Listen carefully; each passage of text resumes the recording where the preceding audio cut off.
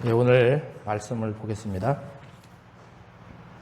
오늘은 로마서 8장 12절에서 17절입니다. 신약성경 250면 로마서 8장 12절에서 17절 다 같이 합독하겠습니다. 시작. 그러므로 형제들아 우리가 빚진 자로되 육신에게 져서 육신대로 살 것이 아니니라. 너희가 육신대로 살면 반드시 죽일 것이로되 영으로서 몸의 행실을 죽이면 살리니 무릇 하나님의 영으로 인도함을 받는 사람은 곧 하나님의 아들이라. 너희는 다시 무서워하는 종의 영을 받지 아니하고 양자의 영을 받았으므로 우리가 아빠 아버지라고 부르짖느니라.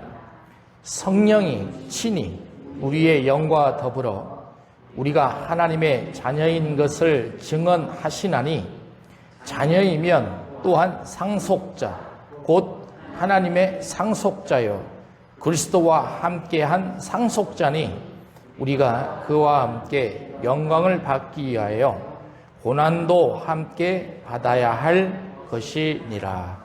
아멘. 로마서를 보면서 많은 사람들은 다양한 해석을 내놓습니다. 어떤 분들은 로마서는 신앙의 교리의 책이다 이렇게 표현하는 사람들이 있고요. 제가 대학원을 다닐 때 최종상 박사님이라고 계셨는데 그분은 로마서는 선교의 책이다 이렇게 표현하는 그런 분들도 계셨고요. 또 어떤 분은 로마서는 성령에 관한 책이다. 근데 제가 로마서를 보면서 다 맞는 것 같아요. 그러니까 교리에 관한 책이라고 이렇게 논문 쓰신 분들 보면 그것도 맞고요. 아까 제가 말씀드렸던 선교에 관한 책이다 이렇게 또 논문을 보면 그것도 맞고 또 성령에 관한 책이다 그것도 다 맞는 것 같습니다. 근데 저도 로마서를 보면서 가장 그래도 로마서의 핵심적인 부분은 어딘가? 8장입니다. 모든 사람들이 다 동일하게 여기에 대해서는 인정을 하시는 것 같습니다. 그러면 8장이 그렇게 중요한데 그럼 또 어느 부분이 가장 중요하냐? 대부분은 1절과 2절을 굉장히 중요하게 생각합니다. 1절에는 예수 그리스도 안에 있는 자에게는 결코 정죄함이 없다. 여러분 그 1절을 한 단어로 압축시키면 십자가다 이렇게 표현할 수 있습니다. 그러니까 우리가 십자가의 복음을 통해서 죄사함을 받을 수 있다 이렇게 표현할 수 있는 거죠. 그 다음에 2절은 어떻게 됩니까? 이는 그리스도 예수 안에 있는 생명의 성령의 법이 죄와 사망의 법에서 너를 해방하였음이라 이렇게 되어 있죠. 그래서 또 요 2절을 한 단어로 또 표현하면 무엇이 될까? 그래서 많은 학자들은 성령이다 이렇게 표현할 수가 있습니다. 그러니 8장은 두 단어로 딱 압축이 되는 거죠. 첫 번째는 뭐라고요? 십자가다. 십자가다. 두 번째는 뭐라고요? 성령이다. 이렇게 되는 겁니다. 그러면 1절과 2절이 연계가 되잖아요. 그러면 십자가와 성령도 연계가 된다 안 된다? 되는 거죠. 불가분의 관계가 있다라는 것입니다. 여러분 십자가는 무슨 역할을 하십니까? 예수님께서 십자가에서 죽으심으로 말미암아 우리가 죄 사함을 받았습니다.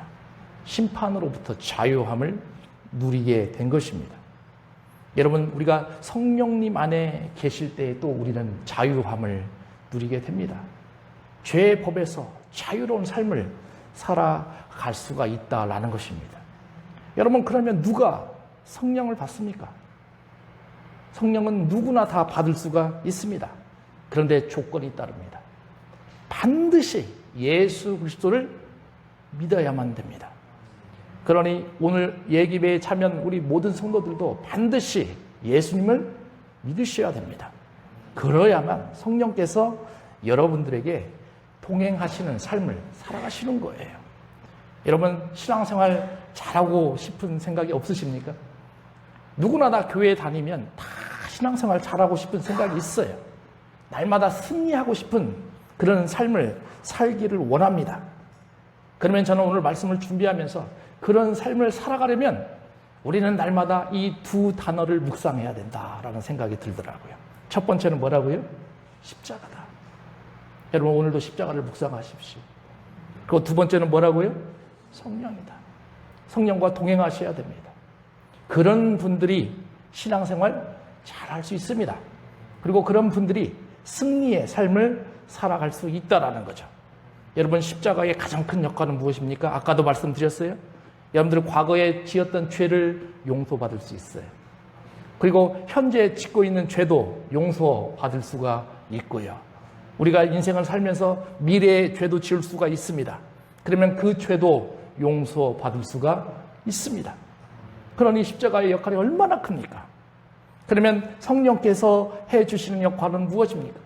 여러분, 성령은 생명입니다. 성령을 통해서 우리가 살아갈 수가 있다라는 것입니다. 그러면 생명은 무엇입니까? 만물의 근원이에요.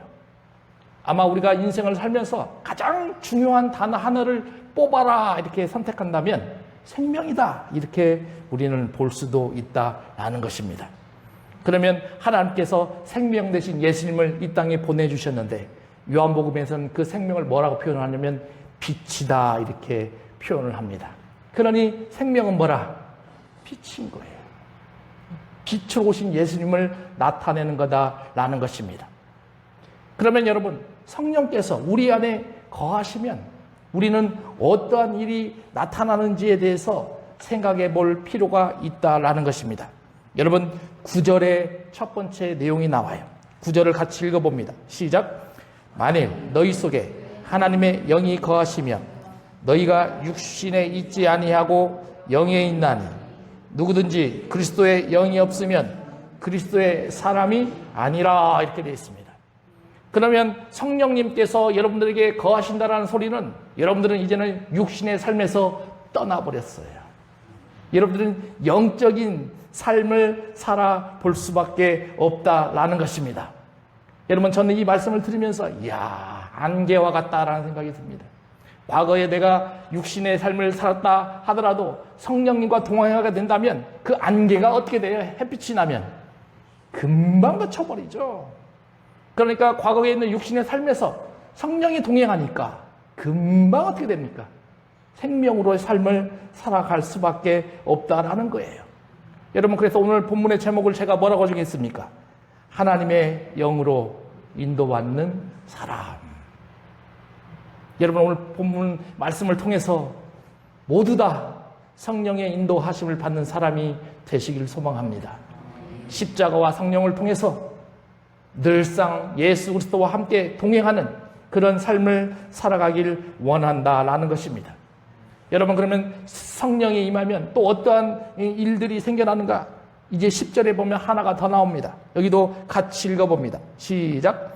또 그리스도께서 너희 안에 계시면 몸은 죄로 말미암아 죽은 것이나 영은 의로 말미암아 살아있는 것이라 이렇게 되어 있습니다. 영은 의로 말미암아 살아있는 것이라. 다시 말하면 성령의 힘을 통해서 우리는 힘을 세워가는 겁니다. 아침에 그렇게 힘이 없다가도 예배 드리면서 성령께서 여러분들에게 활동하실 수 있는 에너지를 계속 주신다라는 것입니다. 바울은 그것을 의다 이렇게 표현을 하고 있어요. 여러분 그리고 나서 오늘 12절로 딱 들어오는 거예요. 12절의 첫 단어가 뭘로 되어 있습니까? 그러므로. 그러니까 1절부터 8절, 11절까지 있는 내용을 압축해 주는 것입니다. 12절도 같이 읽습니다. 시작. 그러므로 형제들아 우리가 빚진 자로 돼 육신에게 져서 육신대로 살 것이 아니니라 이렇게 되어 있습니다. 여러분 성령께서 우리와 함께 계시면 더 이상 우리는 빚진 자로서의 삶을 살지 않는다 이렇게 되어 있습니다. 여러분 빚 져보셨습니까? 제가 신학교 다닐 때 빚이 한 번 졌습니다. 무슨 빚을 졌냐? 핸드폰 요금을 못 냈습니다. 그럼 핸드폰 요금을 못 내니까 어떻게 돼요? 핸드폰이 딱 어떻게 돼요, 이게? 멈추게 되더라고요. 멈추게 됩니다. 근데 단계가 있더라고요. 한 달 지나니까 이게 안 끊어요. 2달 지나도 안 끊습니다. 근데 3달 지나니까 그때는 이제 연락이 오더라고요. 그래서 받는 것만 살려놓더라고요. 그러니까 내가 할 수는 없게끔 만들더라고요. 그리고 4달 지나니까 이제는 완전히 어때요? 이제 사용을 못하도록 하더라고요. 그런데 매일 그쪽 회사에서 전화가 와요. 요금 내라고. 근데 또 그 전화는 살려두더라고요. 그리고 계속 메시지를 보냅니다. 와, 힘들더라고요. 그리고 한 번 또 무슨 일이 있었냐? 수업료가 아니라 뭐죠? 학자금이 없어서 돈을 좀 못 낸 경우가 있었습니다. 그래서 100만 원 정도가 없어가지고 또 융통을 좀 했었습니다. 근데 어떻게 갚아요? 갚을 수가 없었죠. 와, 근데 그 100만 원도 무섭더라고요.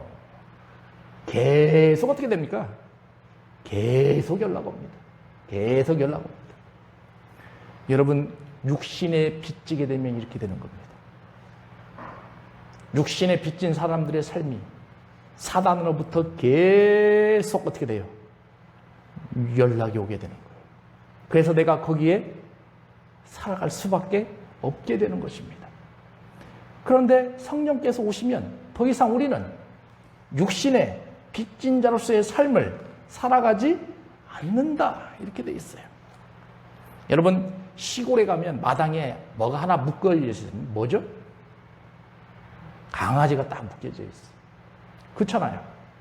여러분, 강아지가 딱 묶여져 있는데 그러면 묶여져 있는 강아지의 자유함은 얽매여져 있어요? 아니면 풀어져 있습니까? 얽매여져 있어요. 여러분, 다시 말하면 우리가 사단의 빚진 자로서의 육신의 빚진 자로서의 삶을 살아가게 된다면 이것과 동일합니다. 항상 얽매여져 있습니다. 그리고 그 판경을 벗어나지 못하게 된다라는 거예요. 그런데 이것을 풀어주신 분이 누구라? 예수님이시다. 오늘도 이 자리에 와서 예배를 드릴 때 정말로 신앙생활 잘하고 자유함을 누릴 수 있는 삶을 누리시길 원하시는 분도 있을 겁니다. 여러분, 다른 게 아닙니다. 여러분들 마음속에 예수 그리스도를 담아두셔야 됩니다. 아까 십자가의 보혈로 여러분들의 죄사함을 받으셨다 인정하셨으면 성령께서 여러분들의 마음속에 쫙 자리 잡으셨으니 여러분들에게 자유함을 딱 전해주신다라는 거예요. 여러분, 그리고 13절에 또 성령에 대해서 말씀하십니다. 13절도 같이 읽어봅니다. 시작. 너희가 육신대로 살면 반드시 죽을 것이로되 영으로서 몸의 행실을 죽이면 살리라. 이렇게 돼 있어요. 여러분, 우리가 육신으로 살면 반드시 어떻게 된다? 죽는다. 이렇게 돼 있어요. 인간은 한번 태어나면 누구나 다 죽게 돼 있습니다. 그런데 여러분, 인생을 살아갈 때에 태어나는 것도 중요합니다. 그러나 마무리를 어떻게 하느냐가 더 중요한 것 같습니다. 성경적인 관점에서 보면 종의 노예, 즉 육신의 노예로 삶을 살아갔던 사람들은 그 마무리가 굉장히 좋지 않습니다. 두려워합니다. 떨립니다. 그러나 성령의 인도하심을 받는 사람들의 그 마무리는 두려워함이 없습니다. 왜냐? 13절 맨 마지막에 뭐라고 되어 있어요? 몸의 행실을 죽이면 살리다. 이것을 우리는 부활의 신앙이다. 이렇게 표현합니다. 그러니까 우리는 육신으로는 죽으나 영적으로는 다시 살아갈 수 있다라는 소망이 있는 거예요. 기대감이 있는 거예요. 그래서 죽음에 대한 두려움이 없다라는 것입니다. 여러분, 그러니 오늘 본문에 나와 있는 13절의 말씀처럼 우리가 육신의 행실을 어떻게 하라? 죽여라. 근데 그것이 내 노력으로 된다, 안 된다? 안 된다.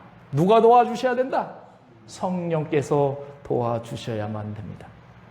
성령의 인도하심을 받을 때에만 이러한 일들이 우리에게 놓여지게 된다라는 거예요. 여러분, 그리고 나서 바울은요, 성령을 통해서 우리에게 주어지는 특권이 세 가지가 있다라는 것을 오늘 본문에서 정확하게 표현해 줍니다. 그 첫 번째 특권이 11절에 나와 있습니다. 여기도 같이 읽어봅니다. 시작. 예수를 죽은 자 가운데서 살리신 이의 영이 너희 안에 거하시면 그리스도 예수를 죽은 자 가운데서 살리신 이가 너희 안에 거하시는 그의 영으로 말미암아 너희 죽을 몸도 살리시리라 이렇게 되어 있어요. 다시 말하면 너희 죽을 몸도 어떻게 하라? 살리실 거라 이렇게 되어 있어요. 여러분 저는 이것을 어떻게 해석할까? 성경 말씀을 준비하면서 물론 부활이라는 것도 여러분들 다 아실 겁니다. 그런데요, 요한복음 8장을 한번 생각해 봤습니다. 요한복음 8장에 여인 하나가 등장합니다. 그 여인의 이름은 마리아입니다. 예수님의 뭡니까? 발을 자신의 머리로 어때요? 닦아줬던 여인이죠. 근데 그 여인의 동생이 누굽니까? 남동생이 나사로입니다. 나사로가 죽어서 어떻게 되죠? 무덤가에 탁 놓여지게 됩니다.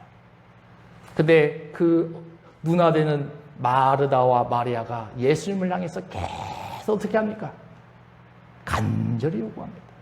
주님께서 여기에 계셨다면 내 동생이 죽지 않았을 것이다. 주님께서 우리와 함께 동행하셨다면 우리 동생이 죽지 않았을 것이라. 그런 간절한 마음이 예수님의 마음을 어때요? 움직이시는 거예요. 그리고 3일 이후에 예수님께서 먼 곳에 있다가 그쪽으로 오십니다. 무덤가로 오십니다. 그리고 나서 예수님께서 보이십니다. 눈물을 쫙 흘러가시는 거죠. 그리고 나서 그 죽어있는 나사로를 향해서 나사로야 일어나라. 그랬더니 그 죽어있는 육신이 어떻게 됩니까? 쫙 일어나는 거죠. 여러분들도 주님이 불러주시는 여러분들의 이름을 들으셔야 돼요. 여러분들의 그런 이름을 들으셨을 때 낙심되고 절망 가운데 있는 우리의 삶이 일어설 수 있다라는 거예요. 그냥 단순히 내 노력으로 일어서는 것이 아니라 예수 그리스도의 도움을 통해서만 일어갈 수 있는 것입니다. 여러분 다윗이요 밧세바 사건을 통해서 좌절했습니다. 그랬을 때 다윗이요 바로 회개했습니다. 회개하며 간절히 금식하며 기도했습니다. 그럼에도 불구하고 첫 번째 아이는 하나님께서 데려갑니다. 그런데 하나님은 또 다윗의 기도를 들으십니다. 그리고 밧세바를 통해서 두 번째 아이를 출생하게 되는데 그 아이가 누굽니까? 솔로몬입니다. 하나님은 우리에게 간절하게 요구하시는 것들을 그냥 내버려 두지 않으신다라는 거예요. 죽을 수밖에 없는 우리의 인생을 하나님은 세워 가신다. 그리고 더 좋은 것으로 우리에게 보여주신다. 히스기야도 죽을 수밖에 없었습니다. 그런데 어땠습니까? 하나님 나를 좀 살려주십시오. 나의 생명을 좀 연장시켜 주십시오. 그런 간절한 기도를 했을 때 하나님은 히스기야 생명을 몇 년 연장시켜 주십니까? 15년이나 연장시켜 주십니다. 바로 성령께서 이런 일을 감당해 주시는 것입니다. 여러분 그러니 오늘 이 11절의 말씀을 보면서 우리도 기도해야 됩니다. 하나님 낙심되고 절망되어 있는 나의 모습 속에서 하나님 나를 기억하여 주시고 나를 살려 주시옵소서. 그러면 성령께서 간절히 여러분들의 마음을 굽어 살펴주셔 일으켜 세워 주신다라는 겁니다. 그러면 두 번째 특권은 뭐냐? 14절에 나옵니다. 여기도 있습니다. 시작. 무릇 하나님의 영으로 인도함을 받는 사람은 곧 하나님의 아들이라 이렇게 되어 있습니다. 이번에는 두 번째 특권이 뭐예요? 맨 마지막에 나오죠. 여러분들이 하나님의 뭐가 되었다? 아들이 되었다라는 거예요. 하나님의 자녀가 되었다라는 것입니다. 그런데 앞에가 중요해요. 하나님의 영으로 인도함을 받는 것이 먼저입니다. 하나님의 자녀가 되는 것이 먼저가 아니에요. 그러면 하나님의 영으로 인도함을 받는다라는 것이 뭡니까? 여러분, 성령께서 여러분들을 인도해 주셔서 오늘 이 자리에 오게 된 것입니다. 그리고 여러분들이 성령께서 인도함을 받아서 예수 그리스도를 영접하게 된 것입니다. 이것이 성령의 인도하심이다라는 것입니다. 그러면 그 성령의 인도하심으로 그냥 끝나버렸냐? 아니죠. 여러분들이 다 하나님의 자녀가 되었다라는 거예요. 그런데 여러분 17절에 보면 반복되는 단어가 쭉 나옵니다. 그게 뭡니까? 상속자 이렇게 돼 있어요. 그러면 하나님의 아들, 그 단순한 그 아들의 개념이 아니라 여러분들을 하나님께서 뭘로 세워 가시겠다라는 거예요. 상속자로 세워 가시겠다라는 것입니다.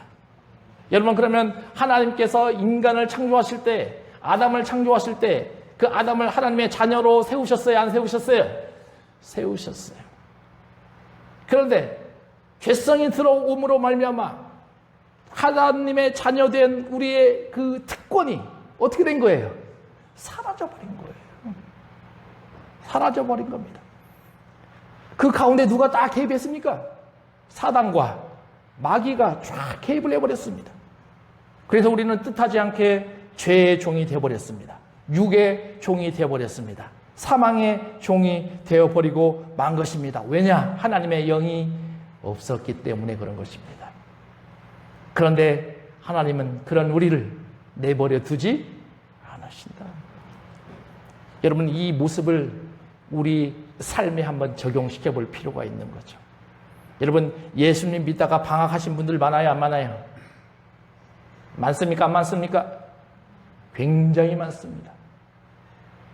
근데 그런 가난한 성도들, 방학한 성도들을 하나님은 지금도 어떻게 하라? 계속 부르시고 계신다는 겁니다. 인도하고 계신다라는 것입니다. 왜냐? 그들도 하나님의 자녀들입니다. 그래서 그들을 회복시켜 가기를 원하신다라는 거예요. 여러분, 우리가 죄 지은 것들을 한번 생각해 볼 필요가 있습니다. 여러분, 사람이 죄를 지을 때 알고 집니까? 모르고 집니까? 예? 알고 짓는 죄도 있고 모르고 있는 죄도 있어요? 물론 그럴 수도 있죠. 그러나 대부분은 다 어때요?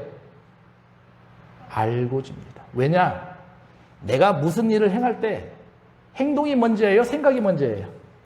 생각이 먼저죠. 그렇잖아요. 그러니까 우리는 알지 못하고 짓는 죄라고 생각하는데 사실은 이미 머릿속으로 다 어때요? 알고 있어요. 그런데 그 자잘못을 사단이 어떻게 하고 있는 거예요? 감추고 있는 거예요. 그래서 죄성으로 우리가 지울 수밖에 없어요. 이것이 바로 죄의 종로를 타고 있는 우리들의 모습이다라는 것입니다. 그런데 하나님께서 성령을 통해서 이것을 깨끗하게 어때요? 없애버려 주시는 거죠. 그리고 우리를 자녀로 삼아 주시는 것입니다. 여러분, 그러면 우리는 신분이 어때요? 변했어요.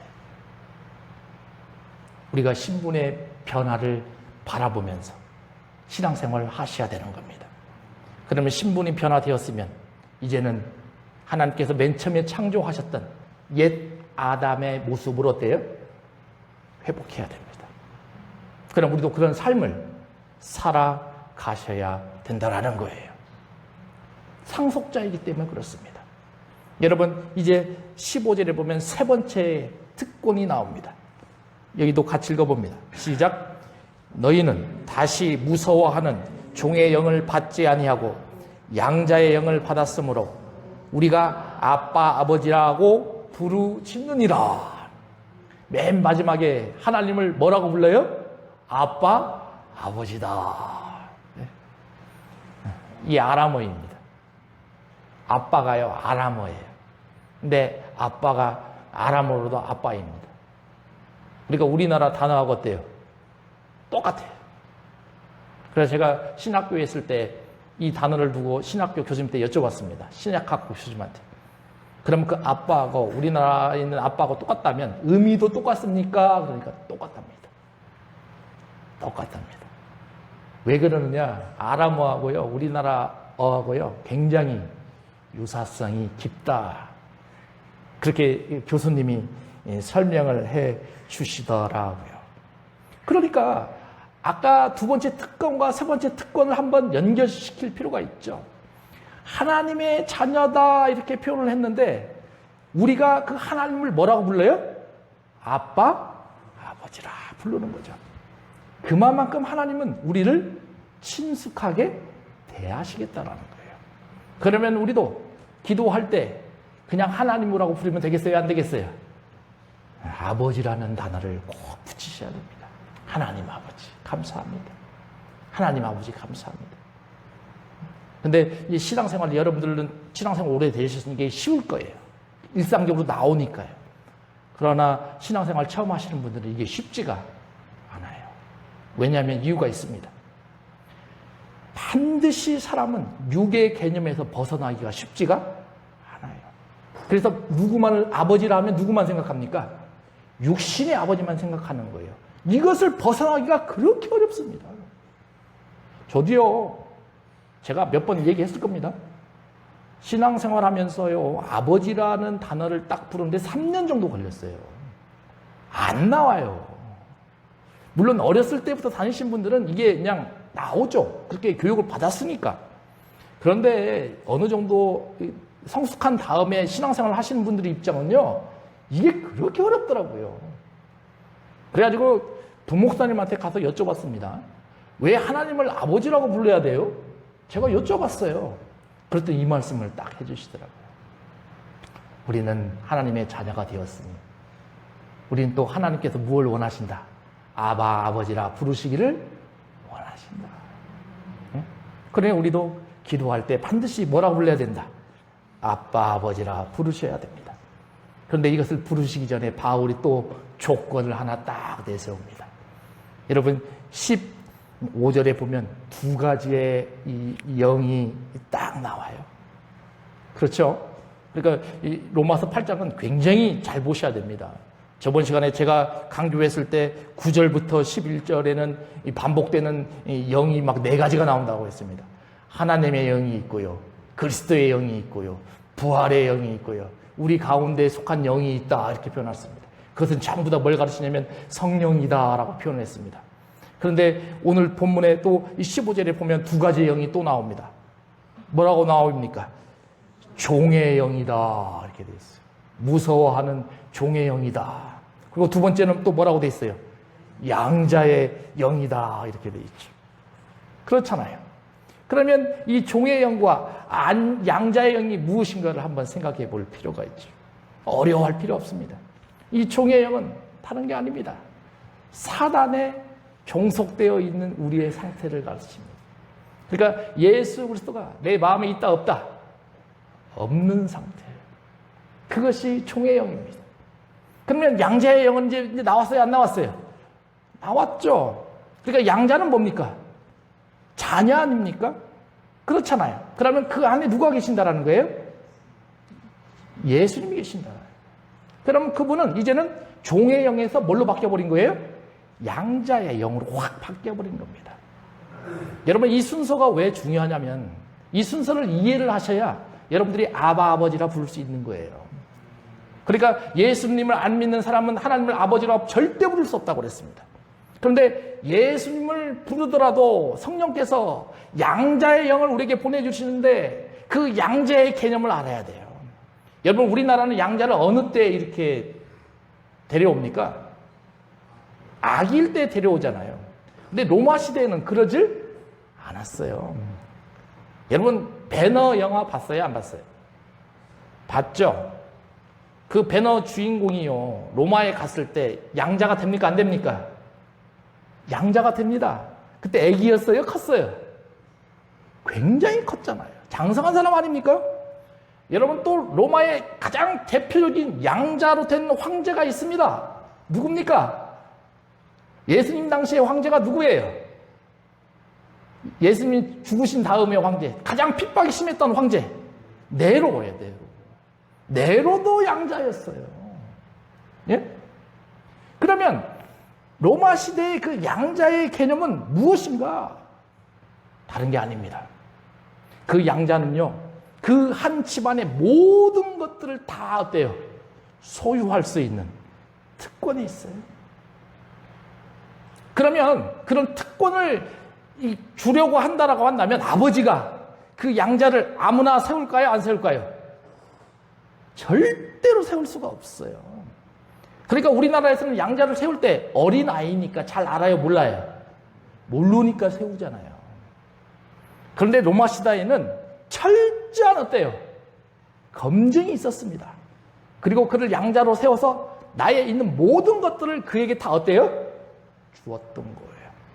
그런데 오늘 본문에 보면 이런 성령을 무슨 영으로 딱 표현하고 있어요? 양자의 영으로 표현하고 있어요. 그러면 이것을 우리가 이제 알았으니 아하, 성령께서 우리를 양자로 세웠다는 그 의미는 다른 것이 아니라 여러분들에게 17절에 보이는 것처럼 여러분들에게 전부 다 뭘로 세우셨다라는 거예요? 상속자로 세워가시겠다라는 거예요. 그럼 우리가 그런 하나님을 뭐라고 부를 가치가 있다? 아빠, 아버지라 부를 수 있어야 된다는 겁니다. 여러분 오늘 예배를 끝나고 나서 이제 하나님을 향해서 뭐라고 부르십시오? 아빠, 아버지라 부르십시오. 기도할 때로 항상 하나님을 향해서 아버지라 부르십시오. 그랬을 때 주님께서 여러분들에게 상속자로서의 선물을 주실 거다라는 것입니다. 그리고 나서 15절에 두 번째 단어를 보십시오. 우리에게 요구하는 것입니다. 두 번째 단어가 뭡니까? 15절 두 번째 단어예요. 다시. 바울이 강력하게요 요구하는 거예요. 너희는 다시 어떻게 하라? 종의 영에서 벗어나서 양자의 영으로 갔으니 이제는 어디로 복귀하지 마라? 종의 영으로 복귀하지 마라. 무슨 생각이 나냐면 출애굽 생각이 나는 거죠. 그러지 않습니까? 출애굽을 딱 열렸을 때 뭐가 열립니까? 바다가 딱 열리죠. 그리고 그 바다를 걸어요, 안 걸어요? 쫙 걸어서 이스라엘 백성들이 다 통과하고 나서 그 물이 어떻습니까? 싹 잠기죠. 그 의미가 뭡니까? 과거에 있는 애국으로 가지 마라. 가지 말아라는 거예요. 그것이거든요.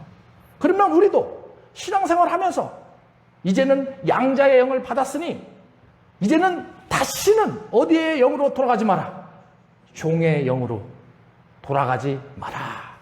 그것을 바울이 강력하게 오늘 본문에서 우리에게 보여주고 있다라는 것입니다. 여러분, 그러니 이 로마서 8장에 나와 있는 이 말씀이 얼마나 우리에게 귀한 그 의미를 전해주고 있는지를 우리는 생각을 해야 된다라는 것입니다. 여러분, 그러면 이제 이 말씀까지 여러분들이 딱 들으셨다라고 생각한다면 아하, 하나님이 이제 나를 뭐로 생각하신다? 자녀로 생각하신다. 근데 자녀 중에도 상속자로 생각하신다. 그러면 하나님과 내가 가족이 되었어요, 안 되었어요? 되었죠. 그렇잖아요. 내가 자녀가 되었고 하나님을 아버지라 부를 수 있으니 내가 이제는 하나님과 가족이 되었습니다.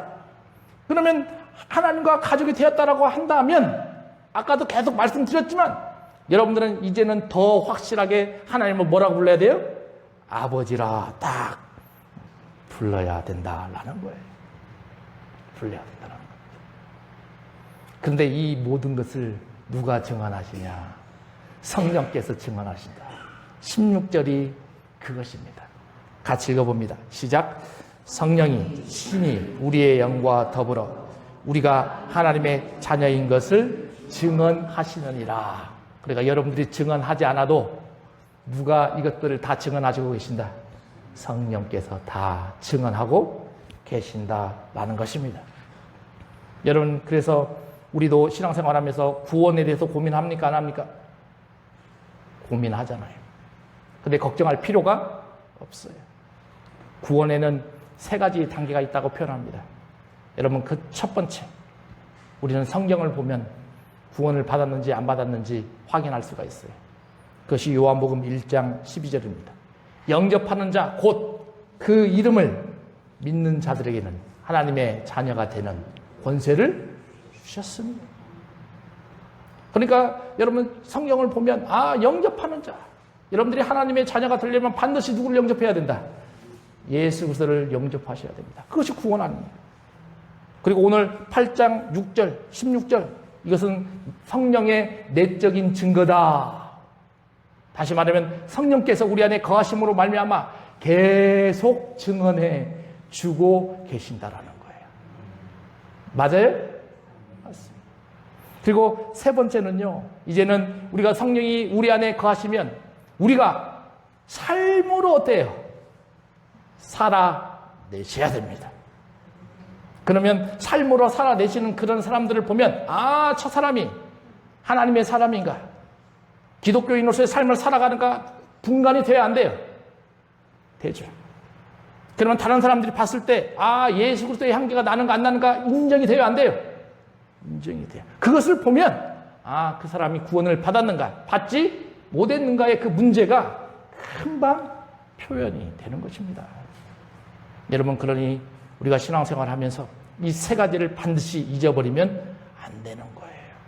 첫 번째, 우리는 구원받음을 성경에서 인식할 수 있습니다. 그리고 두 번째, 여러분들 안에 계시는 성령께서 날마다 증언해 주고 계십니다. 그리고 세 번째, 우리가 구원받음을 삶으로 어떻게 하라? 살아내셔야 되는 겁니다. 그게 기독교입니다. 그러면 하나님께서 성령께서 우리에게 이렇게 내주하셨을 때 그냥 여기서 멈췄나? 아니에요. 17절에 굉장히 중요한 말씀을 우리에게 전해주고 있어요. 17절도 같이 읽어봅니다. 시작. 자녀이면 또한 상속자 곧 하나님의 상속자여 그리스도와 함께한 상속자니 우리가 그와 함께 영광을 받기 위하여 고난도 함께 받아야 되니라 이렇게 되어 있습니다. 그렇죠? 맨 마지막에 무슨 단어가 나옵니까? 고난이라는 단어가 나옵니다. 고난. 그러니까 예수님 믿으면 고난이 없다? 아니에요. 반드시 뭐가 온다? 고난이 온다. 그러니 우리는 이걸 알아야 돼요. 예수님 믿는데 고난이 없어? 그거 가짜입니다. 예수님 믿으면 반드시 뭐가 오게 돼 있어요? 반드시 고난이 오게 돼 있어요. 왜? 이유는 단 하나. 주님은 어린아이로 요구하시지 않아요. 장성한 신앙인으로서 삶을 원하십니다. 그러니 장성한 신앙인으로서 삶을 원하려면 반드시 뭘 보내신다? 고난을 보내주시는 거예요. 그러나 우리는 이 고난이 왔을 때 무너져야 되겠어요? 아니면 이겨가야 되겠습니까? 이겨가야죠. 그게 그리스도인 아닙니까? 여러분, 저는 이보다 한 단계 더 높은 말씀을 전하고자 합니다. 여러분, 아까 제가 말씀드린 것은 개인에게 해당되는 겁니다. 여러분, 교회에 고난당한 성도들이 있습니까? 없습니까? 있어요. 우리가 그거 눈으로 보고 귀로 들어요? 못 들어요? 다 듣죠. 그러면 그분들의 고난을 누구의 고난이라 생각해라? 나의 고난이라 생각할 줄 알아야 돼요. 그런 교회가 성장하는 겁니다. 그런 교회를 하나님은 보시는 것입니다. 그 교인 한 사람 한 사람의 아픔이 내 아픔이라 생각하면 나는 그 교인을 위해서, 그 교우분을 위해서 할 수 있는 게 뭡니까? 기도한다는 거죠. 기도하는 것입니다. 그런 공동체가 모여서 기도해 갔을 때 고난에 놓여 있는 그 한 사람 한 사람이 회복을 해 가는 것이고 그 사람이 회복되어서 성장된 그리스도인으로 올라가게 된다면 하나님께서 그 사람을 향해서 더 좋은 것으로 축복해 줄 믿으셔야 된다는 거예요. 여러분, 교회가 얼마나 많이 있습니까? 얼마나 세상에 교인도 많이 있습니까? 그런데 한국 교회가 많이 지탄받고 있는 그 이유는 저는 이거라고 생각합니다. 수많은 사람들이 다른 사람들의 고난에 동참하지 않는다라는 것이죠. 여러분, 우리 교회는 그러지 않아야 되겠습니다. 주변에 계시는 성도들의 아픔을 내 아픔이라 생각하시고 그들을 향해서 기도해 주시고 그들이 올바로 성장할 수 있도록 올바로 회복할 수 있도록 늘 그들과 동행할 수 있는 함께 걸어갈 수 있는 그런 우리 로고스 교회가 되었으면 좋겠습니다. 여러분들의 가정에도 그런 가정들이 되시기를 소망합니다. 기도하겠습니다. 주님, 감사합니다. 아버지께서 하나님의 영으로 인도함을 받는 우리의 모습, 이 말씀을 우리에게 전해주셨사오니 아버지 하나님, 우리가 이 말씀을 잘 듣고 성령을 통해 주어지는 그 특권을 생각하게 하여 주시옵소서. 주님은 우리를 위로해 주시고 자녀 삼아 주시고 아빠 아버지라 부르심을 허락하셨사오니 아버지 하나님, 우리가 이제 하나님을 아버지라 부를 수 있는 그런 상속자로 세워 주시옵소서. 그러나 여기서 멈추지 않고 상속자이면 반드시 고난을 허락하신다 하셨사오니 아버지 하나님, 우리의 고난을 당할 때 내 고난만 생각하지 말고 우리 교우분의 고난도 생각하면서 함께 이겨나가고 헤쳐갈 수 있는 우리 로고스 교회 성도들 되게 하여 주시옵소서. 예수님의 이름으로 기도하옵나이다.